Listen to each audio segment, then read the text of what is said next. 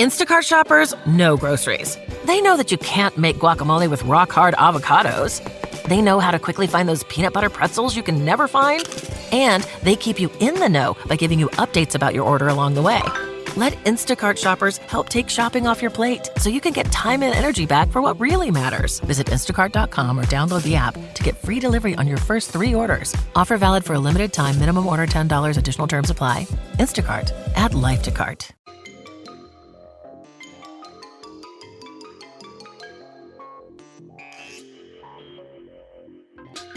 Percolate on a particular mix of odd and inspiring news headlines in Wendy's Coffee House. Newsmakers with a pin shot for the unknown, unexplained, and unusual share their experiences with UFOs, ghost encounters, near-death experiences, and more for your own unique blend of Wendy's Coffee House Curious. And now, here's Wendy. Hi there, and welcome. Wendy's Coffee House. The coffee's hot or cool, if you like the ice brewed coffee. And I really, it's all coffee. My guest today, coming up in just a minute, Irena McCammon Scott. We're going to talk with her in just a minute. First, I wanted to give you a couple of headlights. The news. It's just in the recent weeks or so, I've run across a few things on people who are actually in school, college areas, courses, teaching about UFOs, ghosts, and paranormal. One of those local, all right? And so I'm going to try to track that down. In the meantime, there's one in Canada, Don Derry on aliens, Roswell, and his UFO course. And he, I put the link on the blog about that. I already did that. And then there's another one. This stuff finally is getting a little bit more accessible. And I think that's fascinating, and hopefully we'll make the connection with a guy locally who does the paranormal stuff. He also throws in some Native American information and content in there as well, so I think that's going to be fascinating. The other thing, there was a story, like a little blip on the radar here, about a woman whose dogs rescued her. She was down for the count, basically, and her 2 dogs had just come inside, and she said, "Go get help. Mama needs help."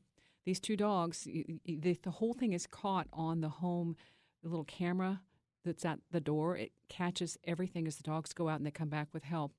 And she said at the end, of course, the whole thing is fantastic because the timing, the neighbors across the street comes in, rescues her, she's okay. Brain damage is, a really real fear with something like that. And they said it all happened just in time. The little kicker on that is that usually that door self-locks. And she said it must have been ajar that day, the one and only day that she really needed that little assist. I thought that was fantastic. So anyway, a little bit unexplained in the news. And my guest, Irena McCammon Scott, I saw this somewhere on the internet thinking I need to talk to this lady because she's got such a fantastic history. And the book was Inside the Lightning Ball. And then the other book, of course, I put that on my list of things to do. And things got busy and the holidays came. And then I saw Sacred Corridors. And I thought, okay, fine. Irena, you have a phenomenal, if you ever wanted to teach courses on this, you have a phenomenal registry of everything that you've done. And I'm it's hard to know where to start just because there's a laundry list. So I put the little blurb on my website to say, Irena McCammon Scott, PhD, Sacred Corridors. This book includes information from J. Allen Hynek, the UFO cover-ups. You've got a smoking gun in here that I think has to do with Neil Armstrong. Everybody always wanted to know if he was interested in any way, shape, or form or had access to UFO material. You might have answered that with this little letter that I think was published in The Sun. Anyway, a whole lot of stuff. Your background is in science, and you, right now, are all over the internet. So, Irena, it's about time. Hi there. Thank you very much. I'm glad to be here. Well, the other thing that I saw that I thought was fantastic was, if you really are legit, some of these things people don't want known. And it seems like you might have a little bit of that aspect as well. I saw a video that featured a flyby of a jet by your property. Now, am I misled on that? What was that about?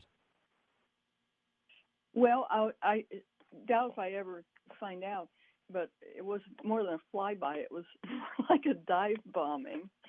And at the time, I had been at Wright-Patterson, and I'd been on base, which it's a very secure area, not on base, but I was allowed on base several times. Mm-hmm. And so when I was there, I took pictures, and I didn't ask anybody if you were allowed to. I just went ahead and did it.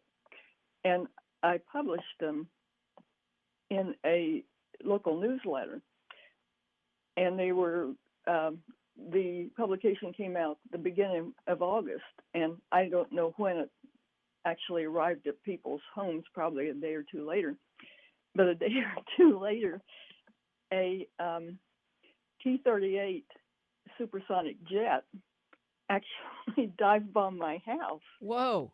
And the only and what was really neat about it in a way was that it circled for a while, and I was able to get a video. Mm-hmm. When I heard it coming, and at first way off it sounded like a jet, but as it got closer, I thought, this is dive bombing my house. It's going to hit the house, and the whole house was shaking, and I was terrified. And the only thing I could think of was to get a camera. So I had two cameras, and the regular camera loaded faster, and so I loaded it and went outside. And I live right beside a recreation area, a big dam and a wildlife area. Mm-hmm. And so I heard this thing dive bombing the house, and I got the camera loaded and went out. And there's like stunt planes around the recreation area. And I got a picture of the airplane, the jet, and a stunt plane at the same time, which is really, really dangerous for a jet plane to do. And then it was still circling, so I ran inside the house and loaded my camcorder and ran back out, and I got some pretty good pictures of the plane. It was a T-38, which is a supersonic jet. It's used to be used with the Blue Angels, and it used to all be military, and I think the only place it could have been at that time was Wright-Patterson. And I checked later, and there was no air shows or anything else going on in Ohio. And so anyway, I got a film of it circling. I got some close-ups, and then I ran over to the neighbors, and, I thought I missed it when it sounded like it dive bombed the house, but I ran over to the neighbors while the film was still going, Mm-hmm. and they were standing outside their barn. Yeah. And I asked what was going on, and the neighbor immediately said, "It dive bombed your house." And that's what I heard. And they said their barn and everything shook, and it was still circling for a while. It was very loud, and I got it in the stunt plane, and that was a very dangerous, hazardous thing to do because it dive bombed to a low altitude, and it had to pull up over a recreation area. Wow. With stunt planes and RC planes and everything else.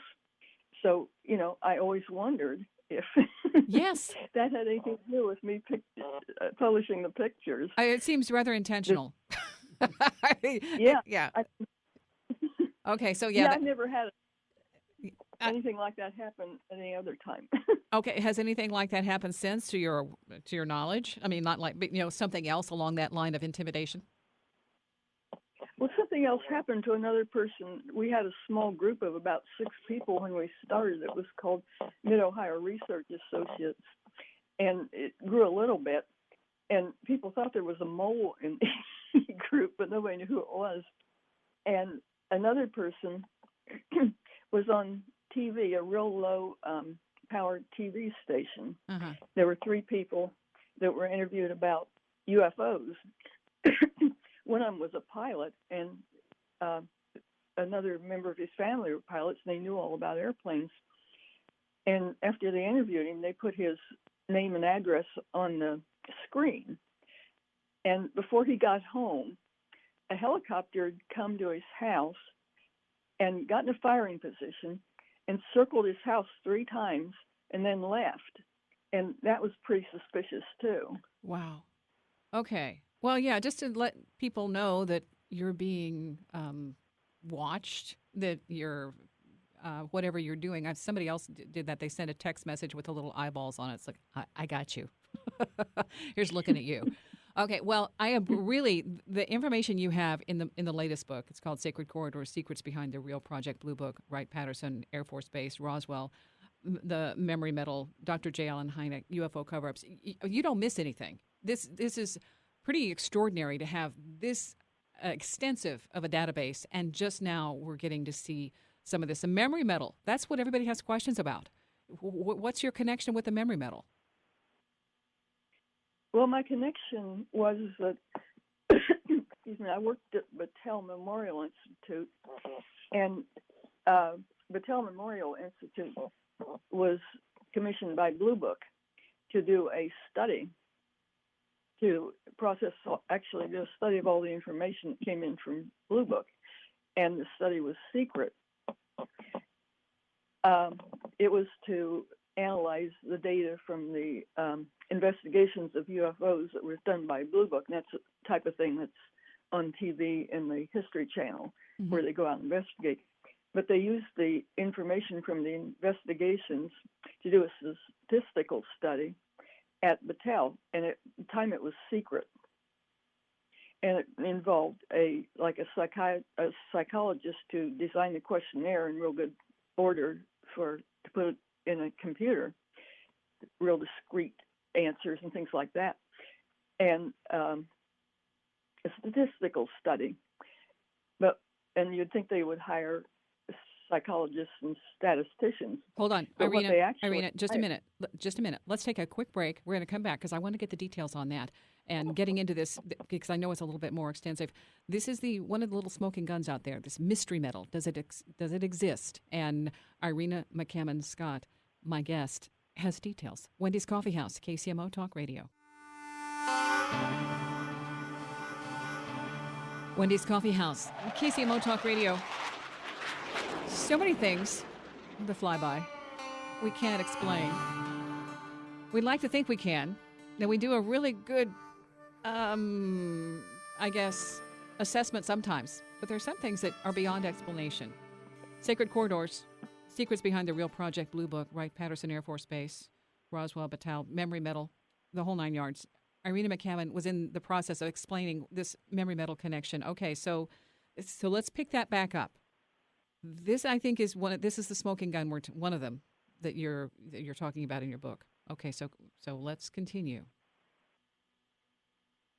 So I was working at Battelle, and due to the fact that they had this part of the Blue Book study, I knew several people that worked on Blue Book, and I also knew a lot of people that worked on the Blue Book study. And what mystified people was that they did this study that should have involved statisticians and psychologists, but the people they actually hired to do the work were metallurgists, and people were totally confused about that. And of course, people wondered if some metal had been sent from Roswell to Battelle as part of that study. Mm-hmm. But there wasn't any type of confirmation. The study was secret. So this one person, these two people I knew, had one of them had talked to a man that had he was a manager, he was a metallurgist, and he had a high clearance. And the man they talked to him had just been a young man dating his daughter. But he told him that he was working on metal from a crash in New Mexico, which was Roswell. Mm. I mean, we heard it was Roswell because it was at that time. He said that in about 1952, and at that time, nobody knew about Roswell. I mean, in 1947, it hit the papers, and then it had been submerged or whatever you call it. Yeah. And the government said nothing happened, so nobody knew about it by 1952 when the study at Battelle was going on. And so I wrote that up in our local newsletter that this man had said that he was working on metal from a crash in New Mexico at that time, when nobody would have heard of Roswell. So he said that about 1952, and I wrote up about 2009, or no, about 1990s sometime, 1994, I think. And later, it was included in Carey and Smith's book, Witness to Roswell. And they wrote that up too, that we had said that. Yeah. Well, they put a lot of it on the internet, and it was just all over the internet about memory metal and everything else that maybe, Battelle actually had studied metal from either the Roswell crash or some other crash in New Mexico at that time. Well, and so there were quite many articles about it on the internet. Yes, and that's what a lot of this is these little things. The pieces are out there, and you don't have the real hardcore explicit. Yes, these are dots connecting, but the dots are there, and so that's the other thing with this Neil Armstrong letter that I've read about, where there were so many questions, and he would deny it, except at one point he kind of alluded and hinted, and I think he didn't intend to end this mystery because it was bigger than he. Does that make sense? Well, he might have been under security too. Yes. If the same kind of the same kind of jet that flew by you might have been bigger for him. Yeah. So what was this, the letter where you connect the dots on that? Well, I included in my book a number of personal letters from Dr. J. Allen Hynek to a good friend that I knew, and even one to me. But included in these letters, they were written in the 1970s when he was in a cruise to go see an eclipse, and there were a lot of very famous people with him on the cruise, astronomers and scientists and everything else that were really big celebrities. And in his letter, he said that he had been contacted by the cruise to see if the Hynek family would mind sharing a table with the Armstrong family. And that was really impressive. And so I wanted to know, why they would ask that. And so I looked under cruise and how you assign tables and things. And apparently people can ask to have tables assigned. And so that suggested that Neil Armstrong had asked to have a table assigned with Dr. Hynek and his family, which suggested that maybe he was interested in UFOs. Neil Armstrong had a selection of huge number of celebrities, and if that's how it was assigned, well, he might have chosen Dr. Hynek. And somebody wanted an autograph. Somebody wanted an autograph. Yeah, that was for the husband of the woman he wrote to. I mean, it was, he immediately said, well, I'll get an autograph for your husband, so. Yeah. Well, see, that's some of this stuff there's so much to go into, all right? So if you're listening, irenascott.com, the books are there, and Sacred Corridors is the one we're talking to right now. But I want to get into this other one, Inside the Lightning Ball, because this is a scientific study of UFO experiencers, and you are one. You, the lightning ball, this is something what you and your sister have had experiences. Is that correct? Uh-huh. Okay. Uh-huh. And that's lifelong? It started before we had ever heard of UFOs or knew anything about them when we were real young kids. I think she was about 4 and I was around 6. That would be lifelong. Okay. So hang on. Before we get into that, because that's where this I think takes a little twist, because you've already had some kind of experience, and then you just keep somehow finding circuitously yourself connected to other things that give us a better picture and a nice database to work with. Okay, so if you're listening, hang on again. Sacred Corridors is a book that's out that has all this smoking gun stuff. But Inside the Lightning Ball gets into the experiencer's aspect and what it's like and why there's so much more to this than we can put into one neat and tidy show. Okay? Irena, I think you need to teach. I think you need to go back to, go back to teaching. Okay, well, at least don't stop writing the books. So hang in there. We're gonna take a break. And if you miss any of this show, you can get the podcast, wendyscoffeehouse.com, and the blog. I'll put the links to Irena's stuff. And I tell you what, there's so much going on that it's about time that more of this became public and more people begin to share some of the things that they know without getting jet flybys. Cross your fingers. KCMO Talk Radio. Wendy's Coffee House, KCMO Talk Radio. Okay, talking with Irena Scott. The books, Sacred Corridors, that's one of them. Inside the Lightning Ball's another. UFOs Today, another one. 70 Years of Lies, Misinformation, Government Cover-Up.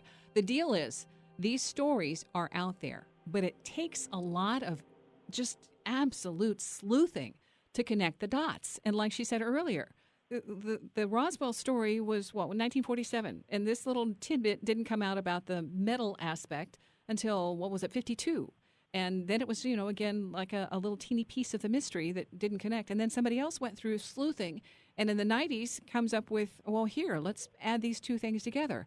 And then back now, we've got more aspects of that, including the connection between Neil Armstrong and J. Allen Hynek. And the Blue Book thing that's on right now on TV just kind of glosses over some of, and plays kind of fast and footloose from what I've seen with the details, because it's just to get your attention. It's information. You do your own math. And so as you listen to this about Inside the Lightning Ball, UFO experiencers, then there might be something in there that relates to something maybe you overlooked or didn't think about or didn't know was a connection. All right?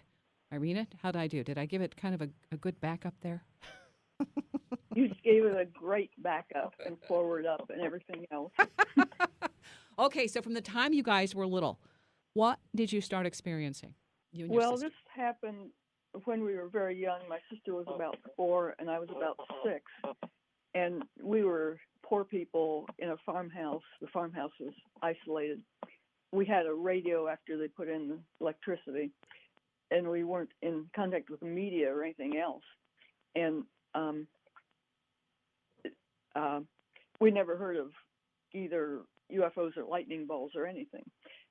And we were sleeping in an attic room in a clear night after dark. She was on one side of the room and I was on the other.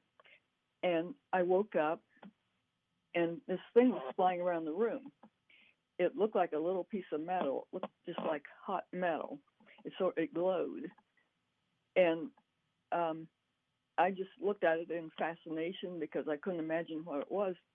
And as I watched it, I realized that it seemed alive because it seemed to be guided.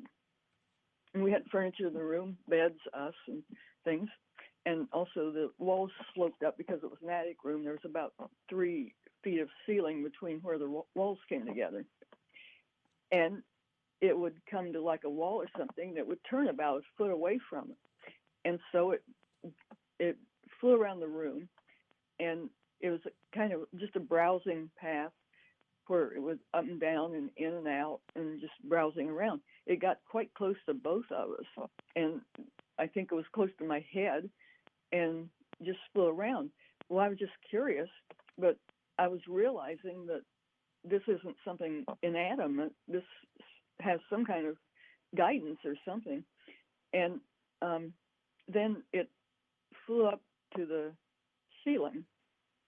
It probably circled the room for a minute or more, and it flew up to the ceiling, and on one end of the room, the south end of the room, but it didn't hit the ceiling or anything. It just got up about a foot from the ceiling and made a right-hand turn and flew over, and there was a chandelier in the middle of the room that was turned off. Well, it flew the chandelier, and the chandelier was in a space between the 2 walls. Well, without feeling anything or knowing where anything was, it began to circle the chandelier. It was kind of right in between the chandelier and the walls. And it circled, and it seemed to speed up. And it circled for quite a while, like maybe 30 times or something. and then it started to spiral right down under. It was just a perfect geometric spiral under the chandelier. Well, at that time, my sister and I didn't know my sister was awake. We both just became terrified at once and began to shriek and scream and ran out of the room.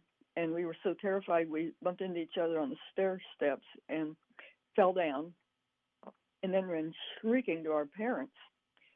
And they didn't know what was going on, and thought, we were just maybe misbehaving or something, and threatened to beat us up if we didn't go back upstairs and things, which we didn't. And then my father looked around upstairs and said everything was safe. But we were so terrified, we remembered that our whole life, and so did a lot of family members. And it was years later before I even heard of UFOs, and I didn't think of that as a UFO because back then you thought of them as airplane-sized or, spaceships or something. But many years later, I read an article by Jenny Randles, where she said that oftentimes there's a pattern that young kids will see small UFOs in their bedroom, and then later they become repeat sighters and see UFOs later in life. Well, we seem to fit that pattern, and we were a little different because usually this happens to one person. They see something in their room and nobody believes them. And then later they'll have other experiences. Well, what was weird about us is that we had an experience when we were kids like that, and then we had an experience together when we were adults too, and we also had separate experiences. So we seem to fit into a pattern of UFO sighters, but they always say that people see that because of the media or something. We'd never heard of UFOs. It wasn't until years later where, we even heard of them. Where it actually had a title or something. The one I saw, Inside. There's a Inside? Inside. And this was 2013. Wow. This is one of those. And the reason I saw it was because the dog was growling. And it's a light. And it was shaped about dinner plate size, up just inside the window, maybe about a foot inside the window, 6 inches below the ceiling. I did put a MUFON report in for that, but I had never heard that this was a possibility. And that so then as I'm trying to figure out, well, I think I have to report it, I told somebody else. They said just get it in there. But it had red and green lights, and so I called it the Christmas tree UFO. And the lights are about 3 inches in diameter, and about 14 or 15 on this in this circle. And when I tried to actually focus and look at it, I knew that it was picking up on that, and it just immediately went right outside the window, and so I could see the lights through the mini blinds. And I thought, no, it doesn't want to be seen. Well, too late. I already saw it. Well, it's probably intended for you to see it. Yes. Yeah, I think, and with the dog there, but my husband, he was asleep. It didn't wake him up. He just, but that thing of there's a connect. And when I did see one above the house, it's when my husband actually said, did you look outside of what's above the house? And no, but I had been told earlier telepathically, we're here. So these kinds of things, when you experience it, there's a different connection that kicks in, and I don't want to say that they select, but I think it's more or less that they appear, and if you're able to be receptive, you might be able to get a glimpse. And that, I think, is when you're talking about these other experiencers, what do you see as a pattern? Well, I really don't know. I was just thinking maybe it's random. Some people talk about it more than other people, and I'm unusual because I'm a scientist and I'm saying something happened, and most scientists don't. But I would just guess that it's kind of random, and just as many scientists see things as anybody else does, but they don't talk about it. And I suppose, some people will talk about it and some people won't, so you probably don't get exactly the number of people that actually experience it. But I have no idea why. I mean, in our case, we're just total nobodies, little kids on a farm, and why would we be selected to see anything? Well, it makes it more interesting, that's for sure. Hold on. Okay, we're talking with Irena Scott. And the books are fantastic because there's a lot of information. It's a deep dive, okay? You're not going to get through this in half an hour. There's no skimming. It's just you're into it and go, holy cow. And the potato chips just keep coming. All right, so back with more and a little bit more about the experiences with Irena Scott on KCMO Talk Radio, Wendy's Coffee House. Wendy's Coffee House, KCMO Talk Radio. My guest, yes, she does have that science background, and that's important because it sometimes there's an analytical aspect of that mind that I'm not going to jump to conclusions before we have a little bit more information. But I'm talking about the book that she wrote, Inside the Lightning Ball, and personal experiences of what this is like, that it isn't just something up in the sky, that there's something else going on with this, and there are some paranormal elements that might be added. And I've talked with the people at Board Camp Crystal Mine who were just absolutely astounded. For one thing, they didn't believe any of this. Then they have the sighting of lights, and then the Sasquatch enters into the picture. And then there's paranormal elements as well. And the thing is, they're on top of this ginormous crystal deposit, and they're thinking there might be something else that goes on in terms of geology, ley lines, that stuff. Okay, so I'm going to throw all of this at Irena. What do you make of that? Well, I had some unusual experiences. Well, my sister and I had other sightings too, which were pretty interesting. But I'll start on this first. I had a friend, an English professor that retired from OSU and moved to Texas and had students in the help. He still helped people with books. And I went down, he helped me with my book, which was the one that was published, UFOs Today, so it was a big help. And he lived on top of a volcano. It was a very interesting volcano. It was actually the uplift or the crater between two volcanoes. One of them was just a big one. It was expensive, of course. It's in Texas. And, I mean, these were millions of years ago, but you could still see the crater and everything uplift on one side of the house. On the other side, there was just a huge cauldron. I mean, geologically, you couldn't, you'd have to have, you know, a spaceship to actually see it. But it was from this huge uplift that was a part of when the Rocky Mountains started and everything. And so you could see the crater from one side. You could see the huge crater from the other side. And also Marfa, the town of Marfa Lights, was about 20 miles away. And I was fortunate enough to stay in a room with a window that overlooked Marfa. So I was pretty used to looking over Marfa. And one night, I was just standing out on the porch looking around. I noticed there was this light over Marfa. And so I watched it for a while, and it didn't move. And so I went in and got my camcorder and began filming it. And it just stayed in the same place. It didn't move, which this was a real isolated place in Texas. And, like, there was a road that went by and about one car per day. And you hardly ever saw an airplane. And Marfa had an airport, but it closed at 5 o'clock, and I was watching this as about 11 o'clock at night. And this light was just over Marfa, and I filmed for a long time. And then I was filming it handheld, and I decided to go get a tripod. And so I looked around all over the house, and I couldn't find a tripod that fit. And finally, when I came back, it was gone. But it had stayed quite a while and didn't move at all. It looked like it was over Marfa.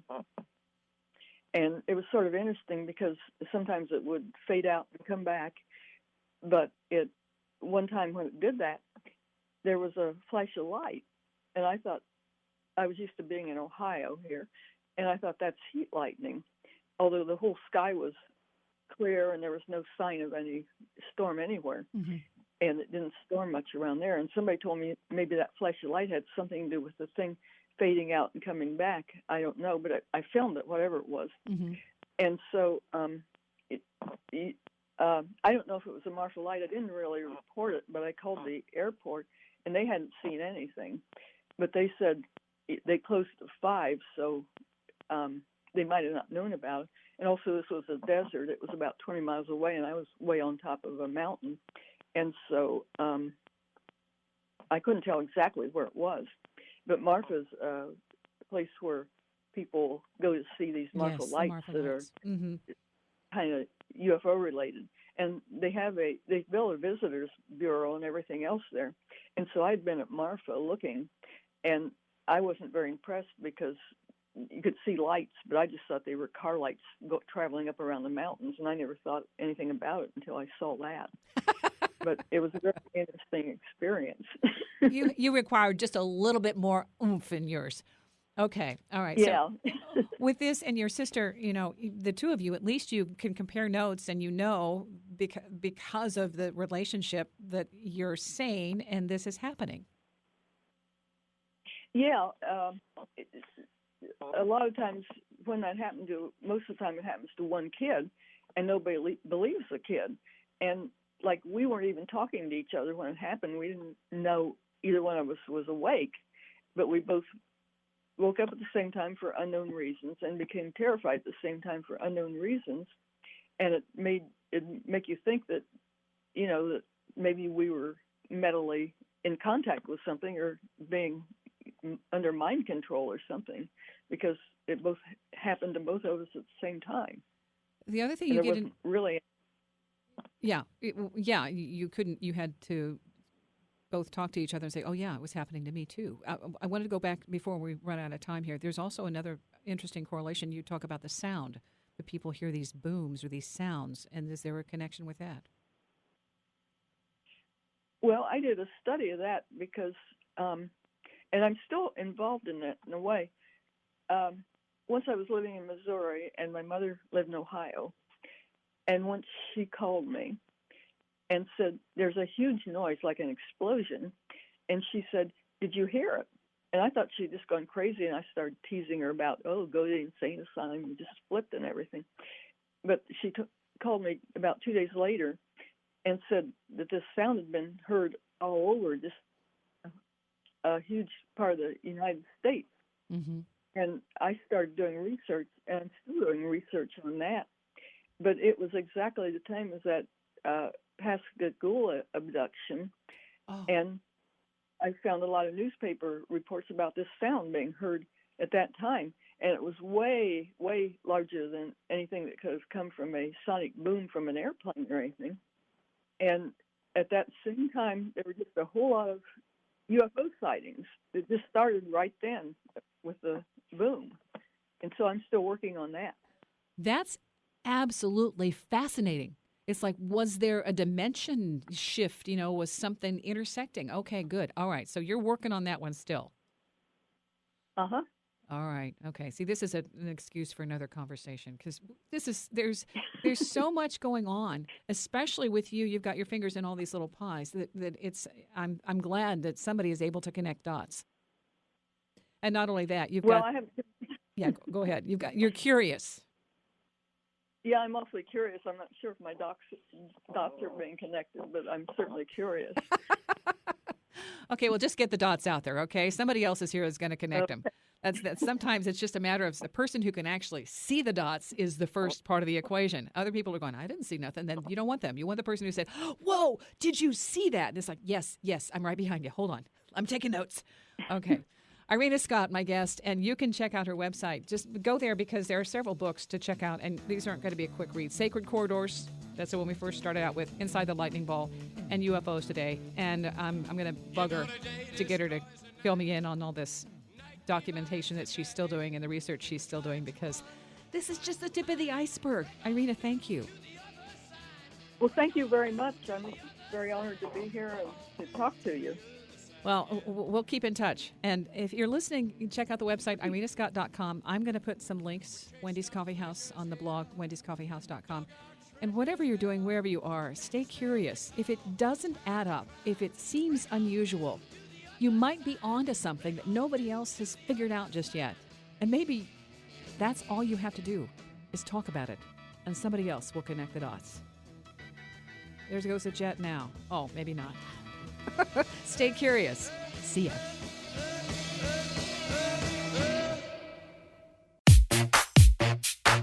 I'm at the football game. I'm at the grocery store. What? I'm at the combination football game and grocery grocery store. Wait, you're at the football game? What? And the grocery store? Nah, I'm at the combination football game and grocery store. Groceries through Instacart, delivered to my door. I don't have to choose between football and the grocery store.